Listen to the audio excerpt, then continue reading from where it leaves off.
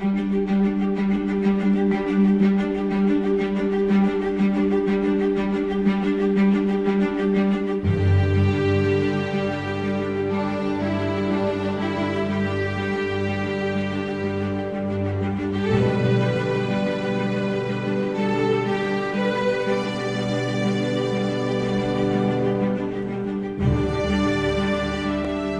a hot August day in Muskogee, 1905, an assembly of tribal delegates brushed away the flies inside the Hinton Theater as the votes came in one by one. The document on the table was made up of the hopes, dreams, and promises of what would become a new state. It was promised that we would be able to live in peace for forever and ever, as long as the river flows and the grass grows and sun shines, and we would be here. We fought the United States and realized we weren't going to win militarily, so we had to do things in order to survive as a nation. The vote was unanimous. There would be a new state, and it would be governed by Native Americans. Next, we go back in time to see the struggle to establish the state of Sequoyah.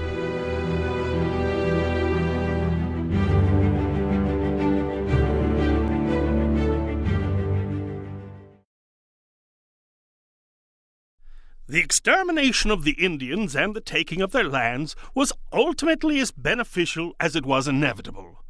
Now, I don't go so far as to think that the only good Indians are dead Indians, but I believe 9 out of 10 are, and I shouldn't like to inquire too closely into the case of the 10th. The most vicious cowboy has more moral principle than the average Indian. Theodore Roosevelt.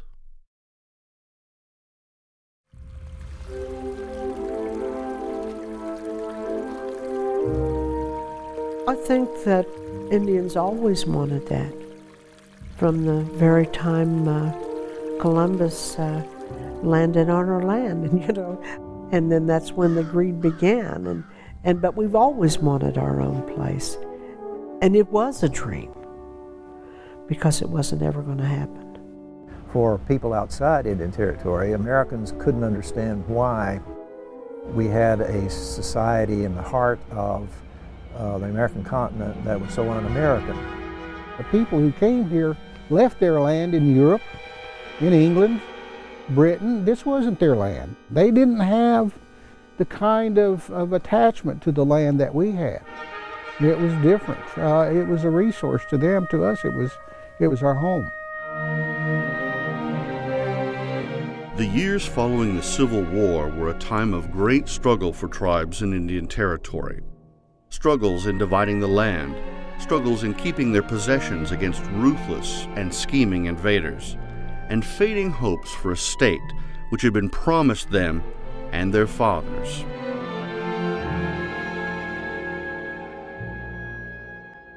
The beginning of the Sequoyah Convention actually begins in 1866 with the Reconstruction treaties that were, if you will, negotiated with the 5 tribes after the Civil War. Almost immediately after the ink was dry on the treaty with all 5 tribes, there was a move in Congress to essentially phase out all the tribal governments and indeed blend them all into one state or one entity. We were encouraged to set up a government and, of course, being centralized. And so we modeled this new government along the same premises or parameters that the United States government was set up on. The Treaty of 1866 stated that the government of the United States had bound itself with the tribes never to form a state or territory from the land they occupied without their consent. The Cherokees had their own written language. They had their own newspapers, their own Supreme Courts, their executive branches, their legislative branches. So their native lawways had already changed. The Cherokees, the Creeks, the Seminoles, Choctaws, and Chickasaws all had established schools, all had seminaries very similar. We valued education because it was the tool that we had to have in order to survive. It was the last weapon we had against the white man. After Reconstruction was over, you had white people who began to come into the Indian Territory, and in the later decades of the 19th century renting land, so that by 1900 you had non-Indians outnumbering Indians by far. You know, we had a lot of people come in here, and they wanted what we had, and they were willing to do anything to get it.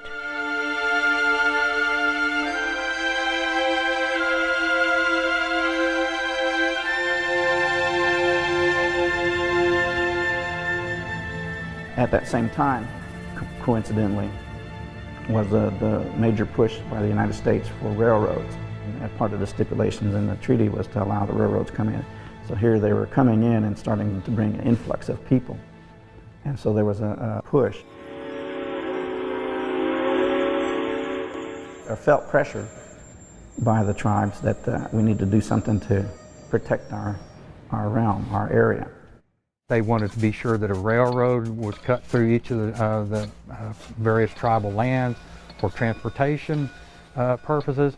It's basically predicated on an economic and a political basis so that they could gain control of the tribal politics of each of the tribes and then set up eventually the system economically that would benefit the white man the most to the detriment of the tribes. Then the farmers out in the countryside began to put in protests because they had no educational rights for their children. They couldn't vote. Of course, all of their complaints put aside the fact that they weren't supposed to be there in the first place. So the argument was, well, there are more white people in these Indian nations than there are Indians, and they're not being able to go to school. They don't have any say in the government. Those were the arguments used in essence, to divest us of our nation. The Curtis Act of 1898 was officially titled the Act for the Protection of the People of Indian Territory. In fact, it stripped the 5 civilized tribes of their communally held lands and divided it into 160-acre sections allotted to individual members of the tribes. It also abolished tribal courts and tribal governments by 1905. In return, the tribes were promised they could have a state of their own. The Curtis Act started the clock ticking for the end of tribal sovereignty, that there would be a state by 1907. And so once that happens, they have to allot their lands in severalty. So the Dawes Commission, Jerome Commission, they're all working to do that. It was the idea of forming our own state was seen as a way out.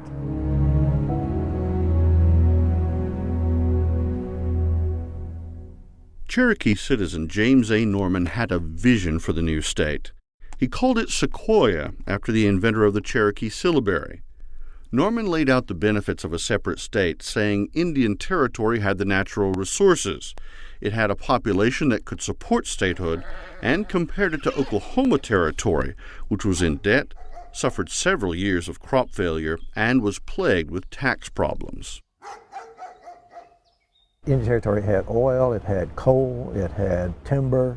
Farmland was good too, and so it had, economically, there was something really beneficial for Oklahoma. And Oklahoma had been interested in acquiring Indian Territory for some time.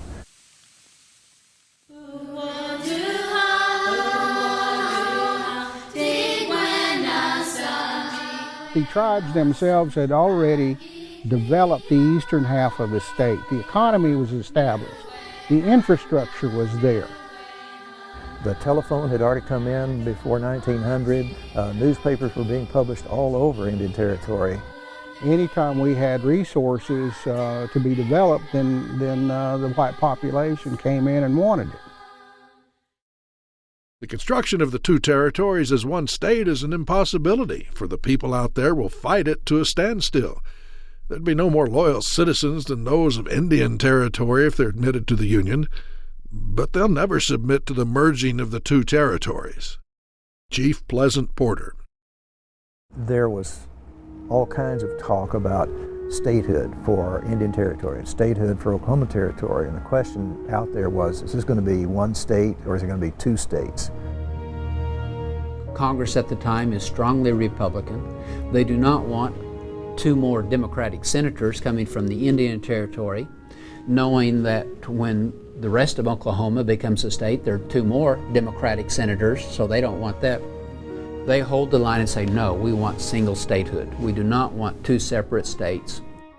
When the local newspapers in Indian Territory wrote about single statehood, there were all kinds of arguments that they would use to argue against an Indian state. Everything from the size of the state was too small to the fact that it couldn't stand alone economically and so on. We want joint statehood for Oklahoma and the Indian Territory. We're not asking it on sentiment, but on the grounds of right and justice. A great deal is being said at this time about statehood, both by the single and double staters, but not one has ever said, let's put the matter to a vote of the Indians.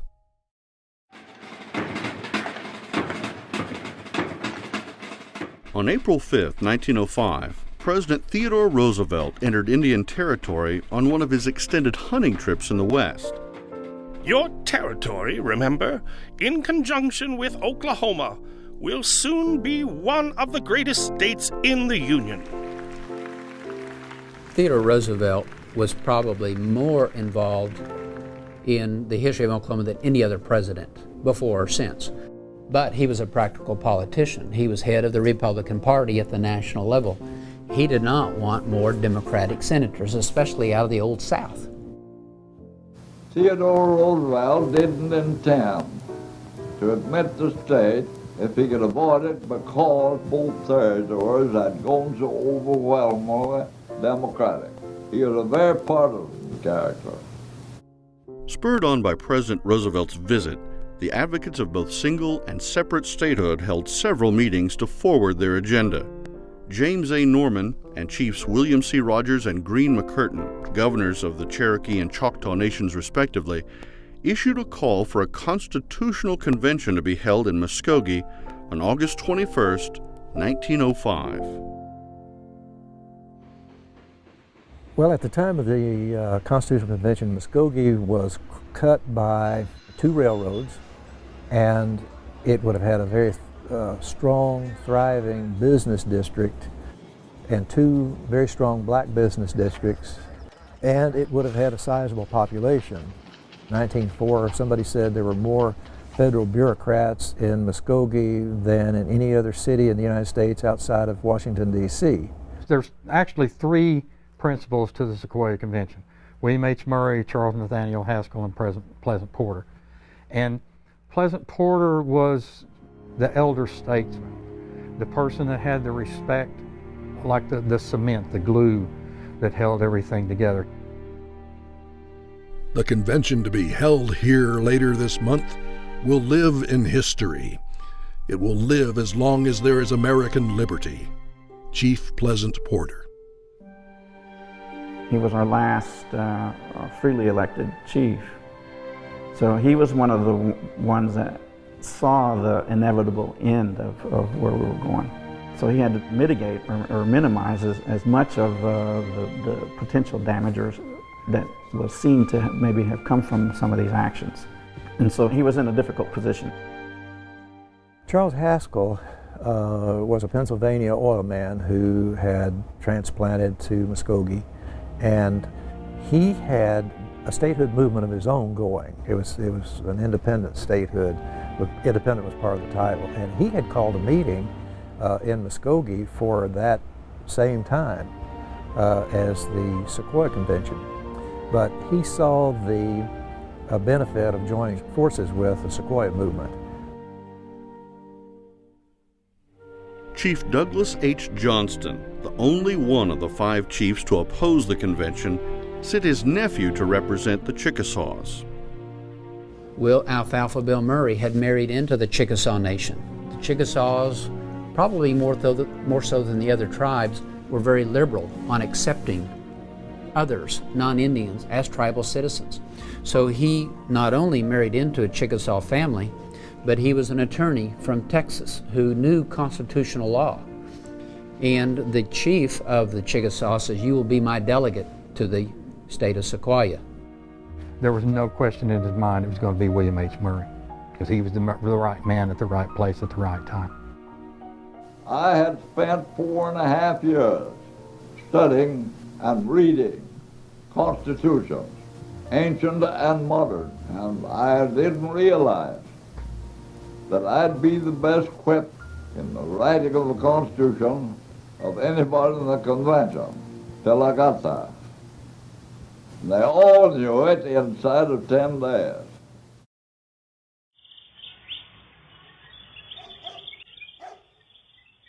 It was a humid Monday morning in Muskogee's Hinton Theater as the chiefs of the 5 great nations took their places upon the stage. At 11 o'clock, Chief Pleasant Porter called the Sequoyah Convention to order. There were 60 delegates and twice as many spectators. The way it was organized was very, very fortunate. I mean, naming the committees that named subcommittees to deal with certain parts of their charges.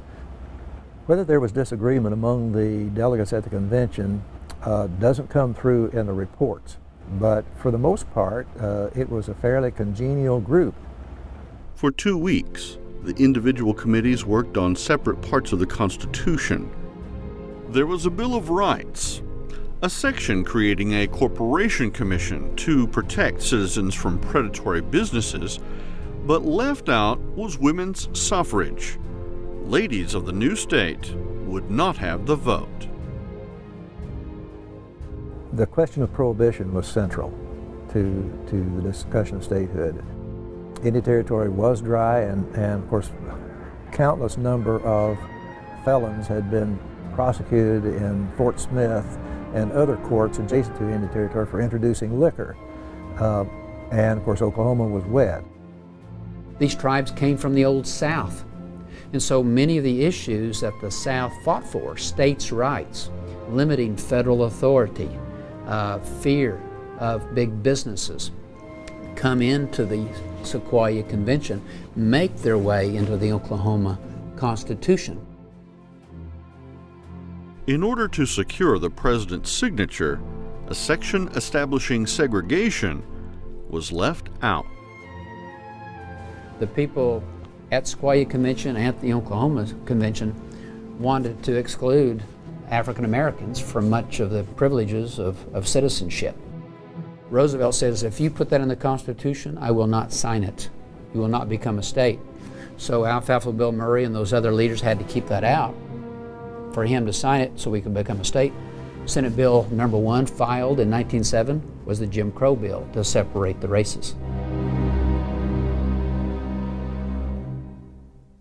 Delegates signed the proclamation for the new Indian state on Friday, September 8th. The 35,000-word document was divided into 18 articles and 270 sections.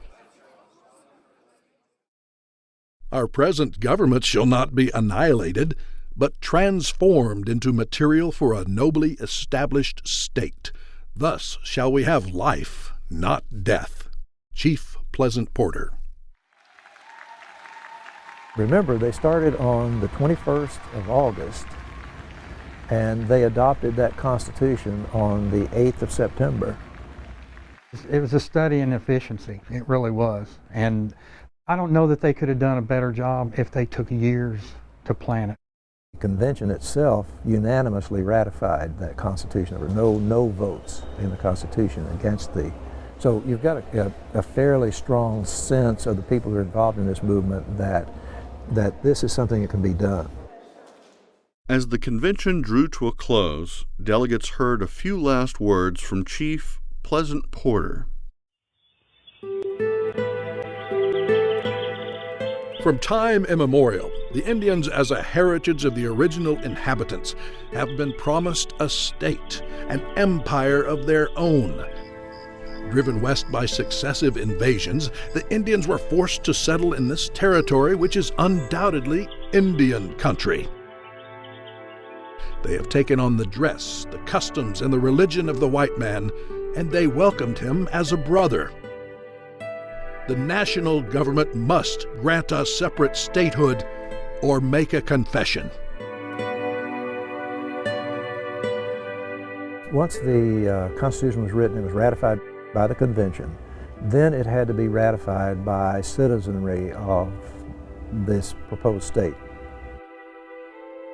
With the ratified Constitution in hand, Chief Pleasant Porter, Alexander Posey, Charles N. Haskell, William H. Murray, and 4 congressmen got on a train for Washington, D.C. to place the proposal on the president's desk.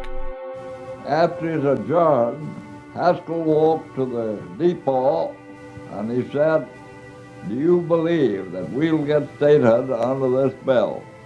I said, "No." Why? Because the eastern fellows don't want 2 new states out there with 4 senators instead of 1. Well, don't you think it'll hasten statehood? To my regret, it will. An editorial in the Muskogee Phoenix predicted that within 2 weeks after Congress convened in December, that the fight for separate statehood would be dropped. Theodore Roosevelt knew what he wanted to do politically. House Speaker Joe Cannon, the iron-fisted Speaker of the House of Representatives, they knew collectively together what they wanted to do politically. I want you to have statehood, but not for Oklahoma alone. I am with you for joint statehood for Oklahoma and Indian Territory, and I would also like to see New Mexico and Arizona come in as one state. They knew that for them the fix was in. There was no chance of there ever being a state of Sequoyah. That they were going to see to it politically, and they knew where the votes were. They had the votes to keep it from happening. In his 1906 address to Congress, President Roosevelt officially put an end to 100 years of dreams with one more broken promise. I recommend that Indian Territory and Oklahoma be admitted as one state, and that New Mexico and Arizona be admitted as one state. There's no justification for further delay, and the advisability of making the 4 territories into 2 states has been clearly established. The way was now clear for Oklahoma to become the 46th state in the Union. Arizona and New Mexico would become the 47th and 48th states in the years to come.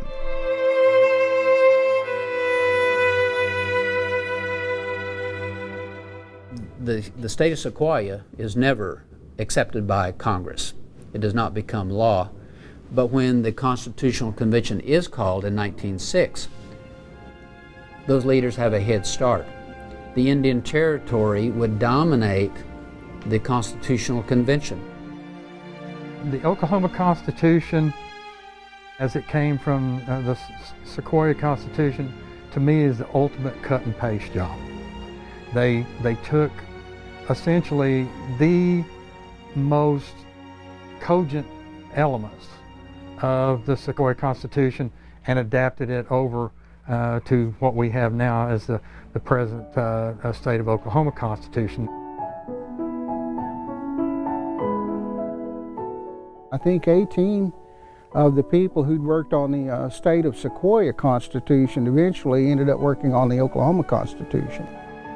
So it wasn't as if we did not participate. Ultimately, one recognizes that you cannot defeat what is already happening, and that in order to survive, the 5 civilized tribes have always sought ways that were legal.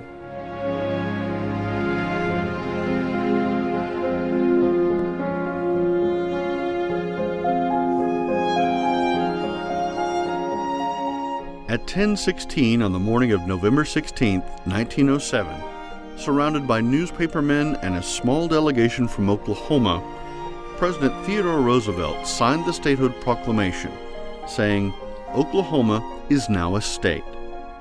It was a new beginning for the people of the Twin Territories and the end of a dream. You know, if we had a state, and that's, you know, that's just kind of a wishful thing, if we did have a state, it might have been a lot different. I'm sure it would have been, but you'd probably still have a lot of, there's always your politicians. If we had those seats and voice at the table in Congress, we could have pushed for acceptance or citizenship of the Native people. Of course, we weren't citizens as we volunteered for World War I. It wasn't until 1924, I believe, we became citizens. There may have been a sense that history is bringing something to a close here, and we're trying to get the best bargain we can. If we're going to salvage anything, we've got to do this, whether we like it or not. That was true with allotment. And, you know, it was probably true with the statehood movement as well.